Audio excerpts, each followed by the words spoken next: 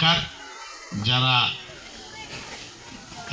এই এলাকায় বসবাস করেন এরকম নারী পুরুষ সকলকে ঈদ উপহার হিসেবে একটু কিছু বিতরণ করবার জন্য এখানে আমন্ত্রণ জানানো হয়েছে। যারা এসছেন কষ্ট করে তাদের প্রত্যেককে আমি আমার অন্তরের অন্তঃস্থল থেকে ধন্যবাদ জানাই।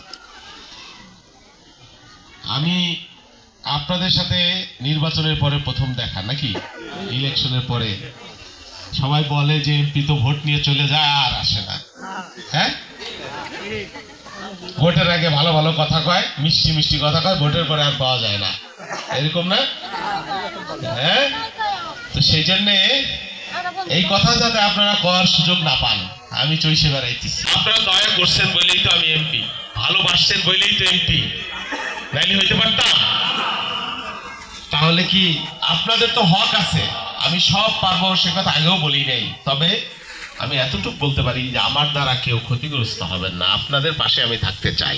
আপনাদের সুখ দুঃখে যাতে আপনাদের পাশে একটু থাকতে পারি, আল্লাহ যাতে আমাকে এই তৌফিক দেয়, আমার জন্য এই দোয়াটুকু আপনারা করে। বেশি বক্তৃতা না কই, ঈদ উপহার সামান্য কিছুই না আপনাদের জন্য আমি জানি, কিন্তু এটা একটা কি বলে, এটা একটা মানে আপনাদের প্রতীক যে আমরা পরস্পর দেখা হইল এই উসিলায়। বলবেন যে এই উপহার দিতে তাইকে এত বক্তৃতা শুনাইতেছেন, সেটা কথা না, কথা হইলো দেখা হওয়া, তাই না?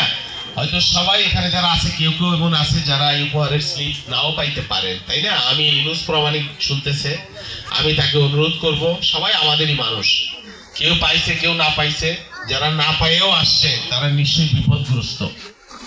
তো আমি বলবো যে দয়া করে তারাও যাতে এই মানে খালি হাতে ফেরত না যায়, এই ব্যবস্থা করতে হবে। আমাদের কষ্ট হইলেও করতে হবে, আল্লাহ তোমাদেরকে দিছে আরো দিবে, তোমরা তো সব সময় করো ইউনুস প্রমাণিক, তার জন্য দোয়া করেন